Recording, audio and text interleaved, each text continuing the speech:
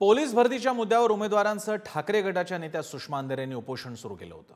2 दिवसांपासून अन्न न घेतल्याने अंधारेंची प्रकृती बिघडली होती। राज्याच्या पोलीस महासंचालकांनी लेखी पत्र दिल्यानंतर आता सुषमा अंधारे यांनी उपोषण मागे घेण्याचा निर्णय घेतला आहे।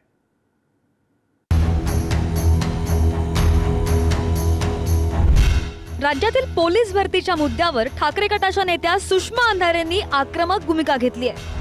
मुंबईच्या आझाद मैदानामध्ये पोलीस भरतीमधील उमेदवारांचं आंदोलन सुरू आहे। याच उमेदवारांसाठी सुषमा अंधारे सुद्धा मैदानात उतरल्यात। पोलीस भरती प्रकरणी राज्य सरकार योग्य निर्णय घेत नसल्याचा आरोप अंधारे यांनी केलाय। शेतकऱ्याचा पोरगा मुख्यमंत्री झालाय ना, मग त्याला शेतमजुराच्या लेकराचे प्रश्न कळले पाहिजे। हे लय म्हणतात ना आम्ही सर्वसामान्याचे। अहो मग ही रिक्षावाली, हातगाडा चालवणारी, ही पानटपरी चालवून लेकरं शिकवलेली अशा माणसांची लेकरं आहेत ना, द्या ना एक संधी त्यांना। हे लय म्हणतात ना आम्ही सर्वसामान्याचे।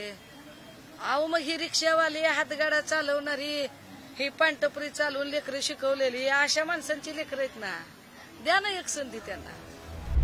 राज्य सरकारकडून 2022-23 मध्ये घेण्यात आलेल्या पोलीस भरतीच्या प्रश्नावर हे उपोषण सुरू आहे।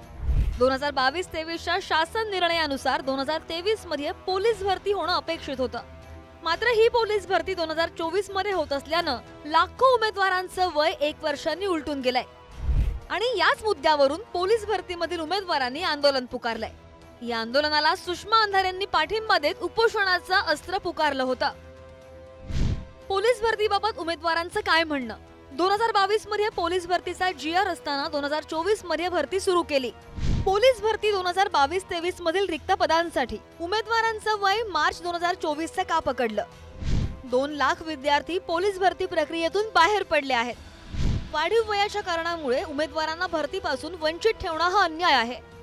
वय गेलेल्यांना पोलीस भरतीची एक संधी द्यावी।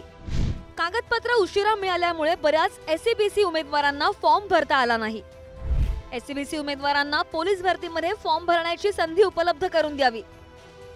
पोलीस भरतीचे प्रमुख असणारे ॲडिशनल डायरेक्टर जनरल श्रीयुत वटकरजी हे भेटायला आले। वटकरजींच्या सोबत आमची संबंध चर्चा झाली आणि त्या चर्चेनंतर त्यांनी आम्हाला हे लेखी पत्र देऊन सांगितलं की होय, ही भरती प्रक्रिया पूर्ण झाली आहे, त्यामुळे आता शक्य नाहीये, परंतु नव्या भरती प्रक्रियेत आम्ही ती संधी देत आहोत। पोलीस भरती संदर्भातील आंदोलनाला मुंबईचे माजी पोलीस आयुक्त संजय पांडेंनी सुद्धा पाठिंबा दर्शवलाय। संजय पांडेंनी आझाद मैदानावर आंदोलनकर्त्यांची भेट घेतली। या संदर्भात आपण मुख्यमंत्र्यांशी बोलू असं आश्वासन मुंबईचे माजी पोलीस आयुक्त संजय पांडे यांनी दिलंय। तुमची जी काय या पुढची वाटचाल आहे त्यासाठी मी तुमचे जे अध्यक्ष आहे त्यांच्याशी माझी बोलणी झाली। आपण ह्या निवेदन की आपल्या पोलीस पाल्यांसाठी ते अटी शिथिल करावी आणि कारण काय ही अडचण तुमचीच आहे। 2022 नंतर तुम्ही भरतीत घेतली नसेल तर ज्या लोकांची वय गेली असेल तर त्या लोकांना आपण सामील करावं। पोलीस भरतीकडे राज्यामधील हजारो युवक नजरा लावून असतात। आपली निवड व्हावी यासाठी ते वर्षानुवर्ष घाम गाळतात, पण कधी भर उन्हाळ्यातील भरती तर कधी पावसाळ्यातील भरतीमुळे तर कधी शासकीय GR मुळे त्यांच्या स्वप्नांवर पाणी फिरत असतं। त्यामुळे कुणावरही अन्याय कसा होणार नाही याकडे राज्य सरकारनं लक्ष देणं आवश्यक आहे। ब्युरो रिपोर्ट, पुढारी न्यूज।